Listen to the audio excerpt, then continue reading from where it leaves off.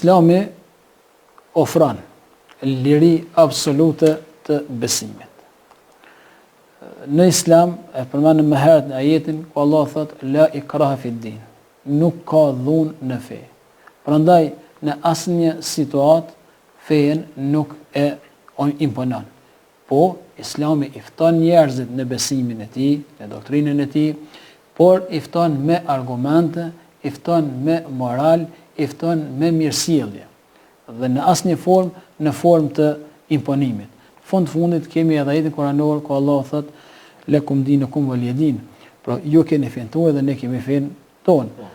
Kështu që me kët i kalon të lirë dhe ka treguar nëse se kush për në besimin e vet mund të besojë në formën që ai dëshiron. Ndërsa nga ana islame personat e tillë, njerëzit e tillë pra janë të lirë. Askush nuk mund të detyrojë dikën që të pranojë besimin apo të ketë, sepse në momentin që bëhet i besimi me imponim, nuk ka vlerë dhe nuk ka ndonjë mirësi në të. Edhe Allah në një ajet tjetër kuranore thotë ne i kemi nderuar bijt e Ademit.